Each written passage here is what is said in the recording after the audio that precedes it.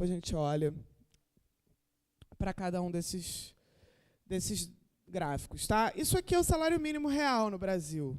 Então, só para vocês terem uma ideia do que eu estou falando, está um pouco confuso aí esse eixo X, mas o processo de valorização do salário mínimo ele já começa desde 95 com a estabilização no pós-plano real. Tá? Então, todo esse crescimento dessa última etapa aí do gráfico vem a partir de 95. Então, não é verdade que o salário mínimo só começou a se valorizar a partir dos anos do governo Lula. Isso não é verdade. Já havia uma valorização real do salário mínimo antes. No entanto, o que dá para perceber é que essa valorização ela passa a ser mais acelerada ali um pouco quando aquela curva muda de inclinação, né? Então dá para ver que o ritmo de crescimento de valorização ele é maior. E justamente que ano que é aquele ritmo de crescimento maior? Exatamente aí 2005, que é esse período que eu estou falando. Então, de fato, você tem o salário mínimo como uma das políticas ou uma das variáveis de política que explicam o início desse processo, tá? E aí tem muito estudo econométrico, aí microeconométricos, etc., olhando para o impacto do salário mínimo na distribuição de renda no Brasil. E o que parece ser consenso, eu diria, entre economistas mais liberais, menos liberais, enfim, o que parece ser um consenso empírico aí, é de que o salário mínimo ele tem dois efeitos principais. Se, de um lado, ele desloca toda a distribuição salarial para frente. Então, ele tem um efeito de simplesmente aumentar os salários, inclusive o salário médio da economia. Ele aumenta a parcela de salários na renda na economia. O quanto vai para os trabalhadores. Isso aconteceu nesse período. Então, esse aumento do salário mínimo deslocou toda a estrutura de salários da economia. Inclusive porque o salário mínimo no Brasil ele não é só a referência para o mercado de trabalho, ele também funciona como indexador para previdência, né, ainda, para outras coisas, que acabam afetando também a decisão de ir ou não para o mercado de trabalho. Tá? Mas ele tem esse efeito, ele desloca. Além de deslocar, ele comprime a distribuição de renda, de modo que o salário mínimo acaba reduzindo, o aumento do salário mínimo acaba reduzindo a diferença entre o salário médio da economia e o salário de quem está na base da distribuição de renda. Então, você reduz a disparidade salarial, né, na base. Não afeta muito o topo, o alto executivo, o alto assalariado. Então, esse parece ser evidência. Então, tem um artigo, por exemplo, quem quiser olhar mais sobre esse assunto, na verdade, tem uma tese do doutorado orientada pelo Naércio, lá da USP, que estuda muito esse tipo de coisa, do Bruno Komatsu, que faz exatamente, estima para o Brasil esses dois efeitos. O efeito do salário mínimo na distribuição, na desigualdade salarial e na própria parcela de salários na renda. Tá?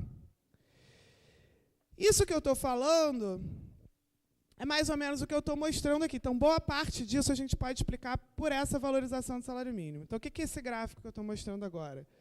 É basicamente o seguinte, as barras cinzas são a parcela de salários na renda.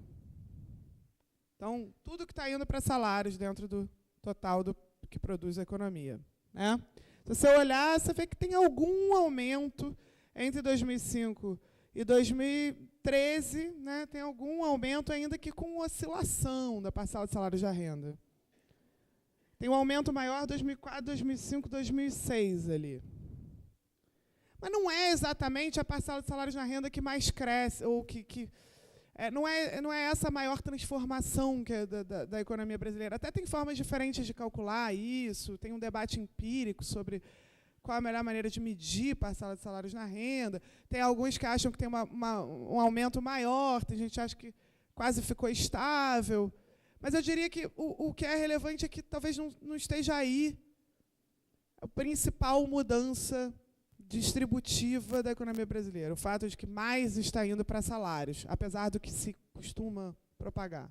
A mudança distributiva mais relevante na economia brasileira nesse período é essa que aquela linha preta ou as duas outras linhas estão mostrando. Então, o que é essa linha sólida e preta descendente? É o índice de Gini para salários. O que quer dizer isso?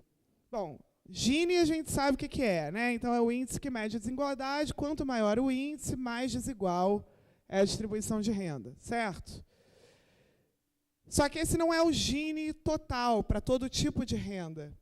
Ele é um Gini só para salários, só para distribuição salarial.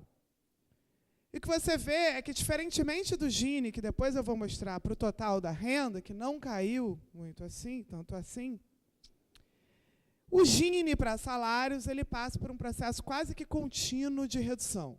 Então, você tem muito mais do que o deslocamento da distribuição salarial, você tem essa compressão da distribuição salarial com redução das disparidades. E essa redução das disparidades ela acontece mais na base do que no topo. Como é que eu sei disso? Então, por exemplo, se você olhar para aquela linha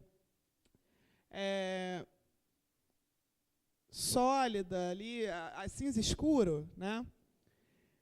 Você vê que tem um aumento, aquilo ali é os salários dos 10% mais pobres, entre trabalhadores, sobre o salário mediano, né? Aquele que separa 50% para baixo e 50% para cima. Então, você vê que há, pelo menos nesse período final, um aumento bastante expressivo dessa razão. Isso significa que o salário dos 10% mais pobres está crescendo, está se aproximando do salário mediano durante esse período. A outra linha é o salário dos 10% mais pobres em relação ao salário dos 10% mais ricos. Aí você vê que, mais ou menos, né, tem até uma estabilização ali naquele período, depois você tem um leve aumento. E eu vou mostrar mais dados para isso, mas eu quero que o primeiro ponto que fique muito claro é que o processo de redução de desigualdade de renda no Brasil ele foi, sobretudo, um processo de aumento dos salários dos trabalhadores menos qualificados, que recebem salários mais baixos, em relação ao salário médio, mediano da economia. O que aconteceu foi, sobretudo, isso. Isso é irrelevante? Não é. Não tinha acontecido isso antes. Mas isso tampouco é um processo geral de redução de desigualdade que a gente vai ver, enfim, por que não é, né? Então, outro tipo de renda, por exemplo, a renda do capital, etc., não cai nesse período. A parcela de renda do 1% mais rico não cai nesse período. Então, tem muitas coisas que não ocorrem. O que ocorre é basicamente isso. Não só um pouco de um aumento do salário médio, mas também, e sobretudo, uma redução da diferença entre o trabalhador que não tem, que em geral trabalha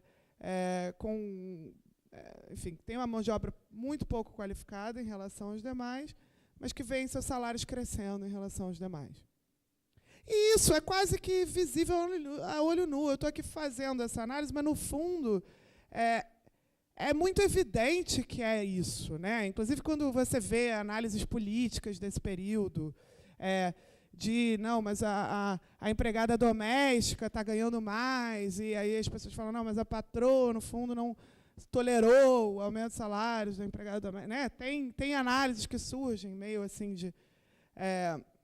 da cartola para fazer interpretações sobre o período que, no fundo, estão tratando exatamente disso aqui, que houve em algum grau.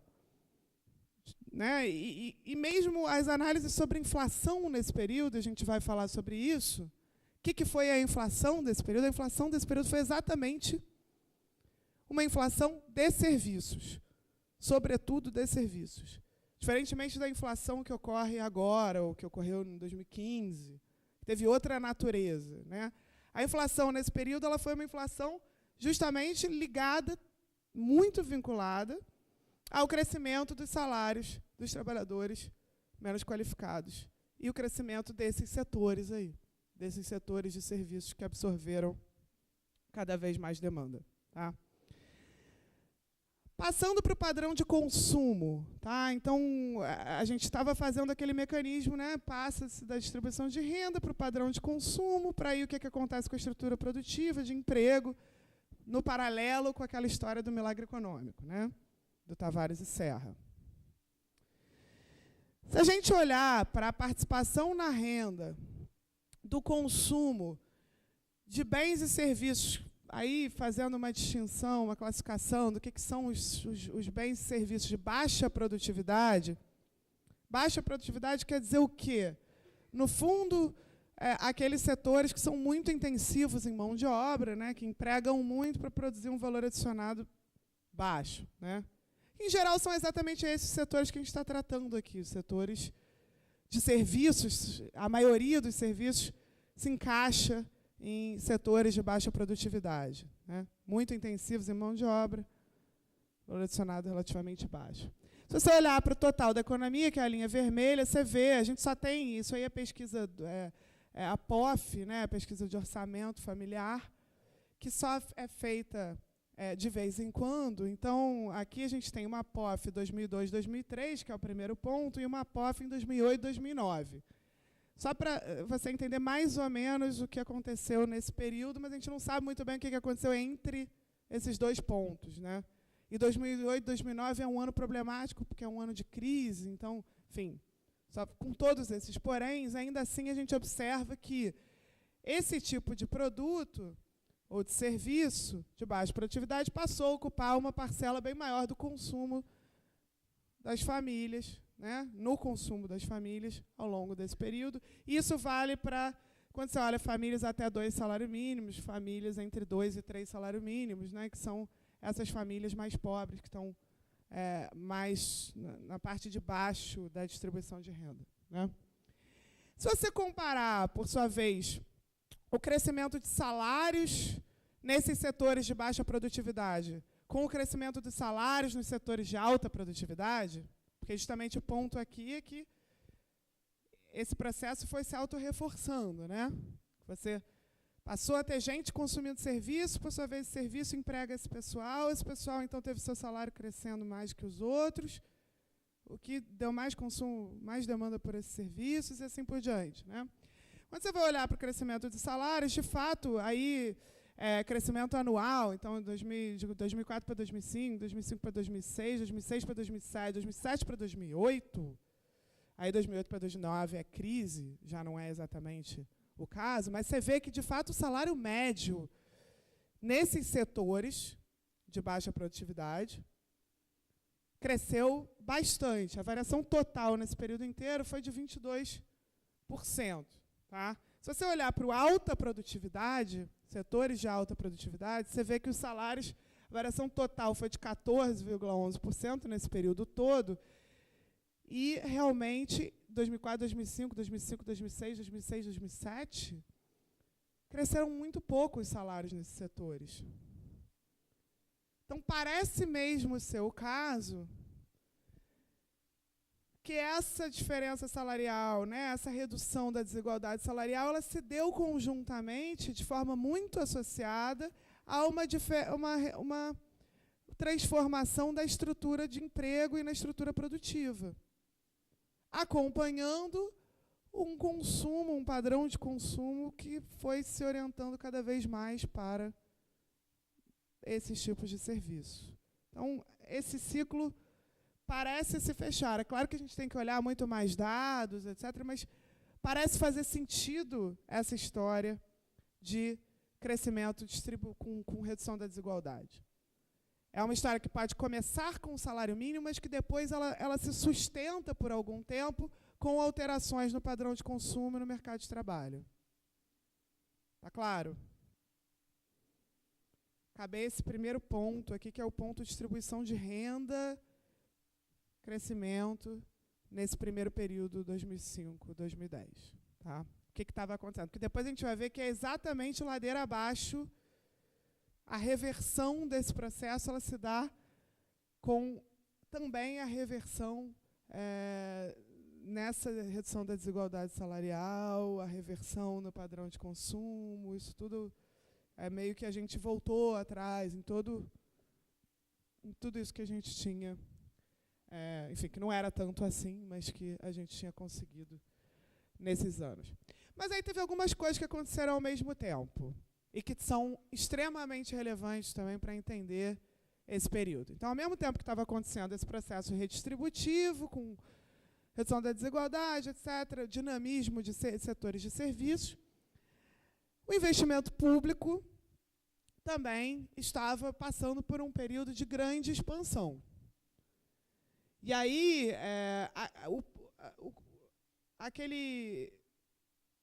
o pico de baixo ali é 2003. Tá? Você vê que 2003 para 2004 até cresce um pouco, mas realmente de 2005 até 2010, que é o auge daquele gráfico, o investimento público do governo central, isso aí em relação ao PIB, por que a gente coloca PIB potencial e não PIB? Né? Porque para o denominador não ficar variando, então, às vezes parece que o investimento público aumentou muito em relação ao PIB, porque o PIB despencou. Né? A gente quer ter uma medida um pouco mais estável do efeito, ou do tamanho, da magnitude desse investimento público ao longo do tempo. Né?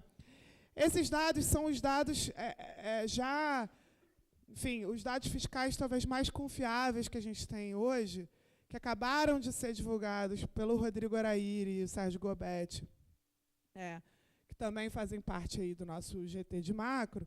O Rodrigo e o Sérgio eles fizeram um trabalho muito, muito, muito fino de tirar a pedalada, tirar a despedalada, ver que mudança de metodologia, coisas que estavam indo para um lado que passaram aí para o outro, enfim, que poluem os nossos dados fiscais e que tornam esses dados fiscais não confiáveis. Eles basicamente fizeram um tratamento em linha com o que o TCU já tinha feito, mas indo além, de criar uma série de dados comparável, confiável, etc. Então, quem quiser trabalhar com dado de fiscal no Brasil, vai no texto para discussão do Rodrigo Araí, que saiu esse ano. Enfim, teve alguma repercussão na imprensa desse texto. Então, vários dados que eu vou usar aqui são desse texto, que saiu, deve ter uns 2 meses, 1 mês e meio.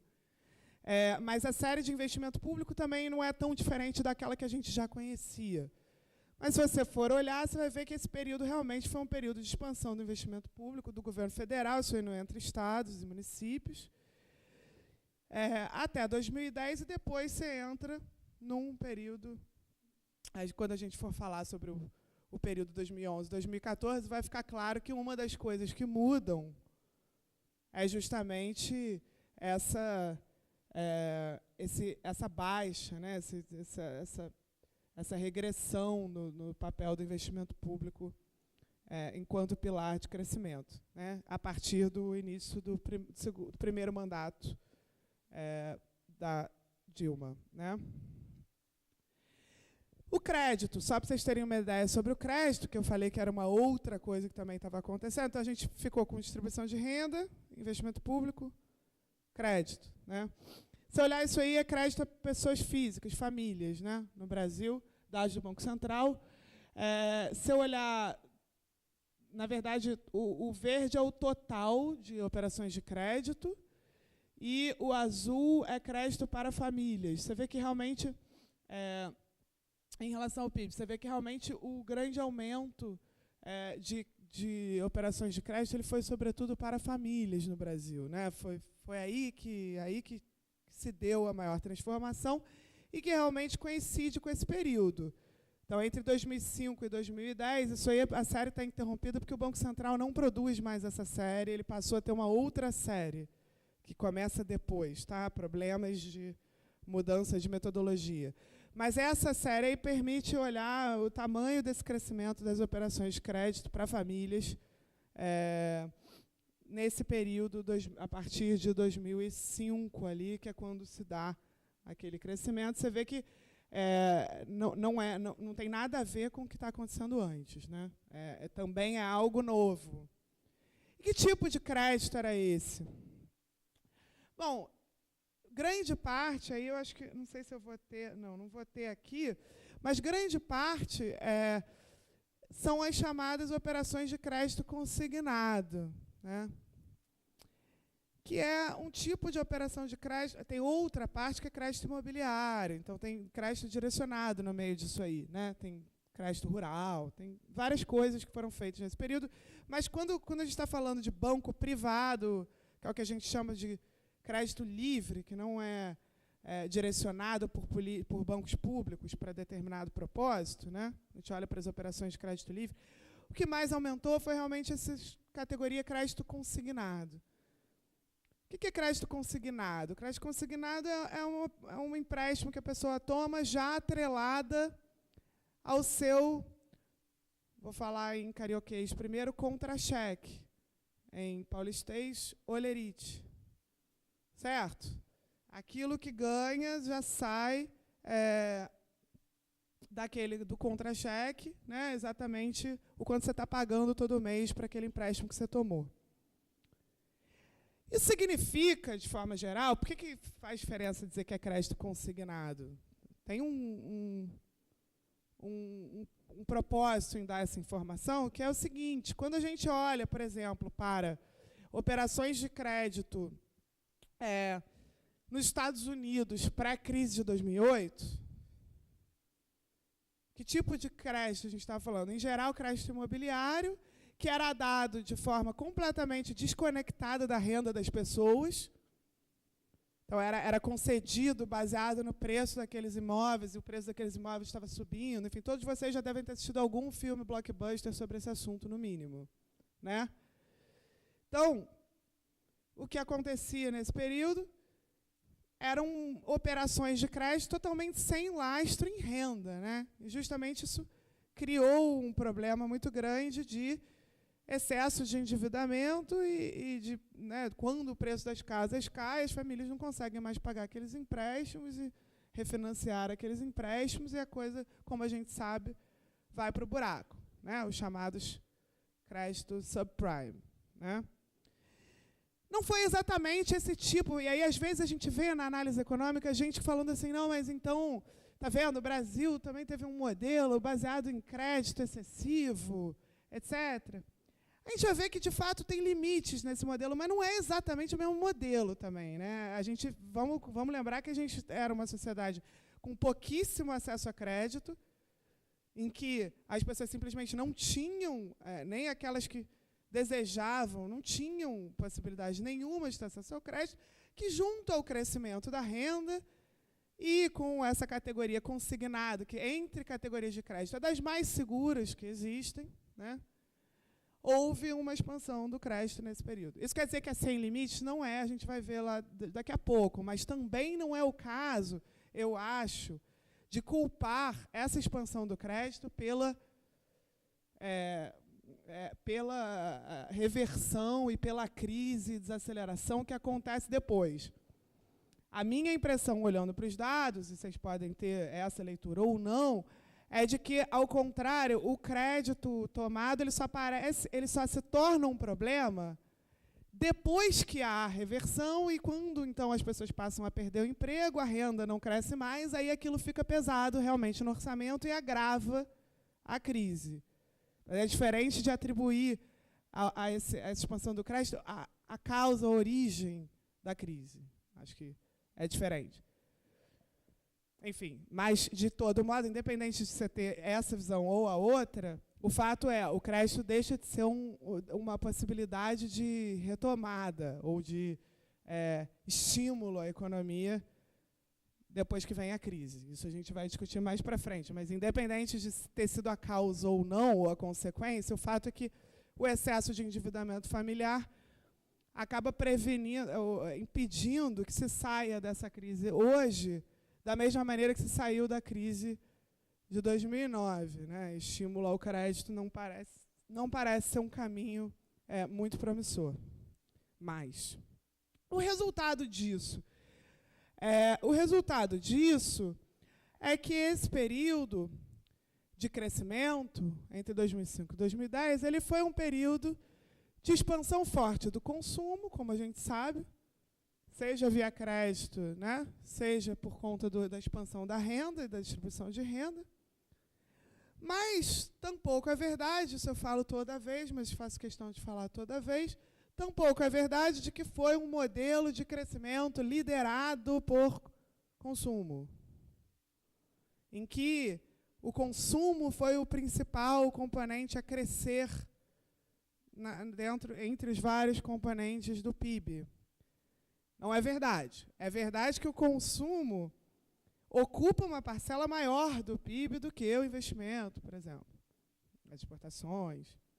Daí, é claro que pequenos aumentos ou expansões do consumo vão contribuir mais ao crescimento do que a expansão nas outras coisas, porque você está partindo de um nível maior, né, de uma parcela maior do PIB. Quando a gente calcula, para quem nunca fez essa conta, quando você calcula qual a contribuição do consumo para o crescimento do PIB, você pega consumo sobre PIB e multiplica pelo crescimento do consumo.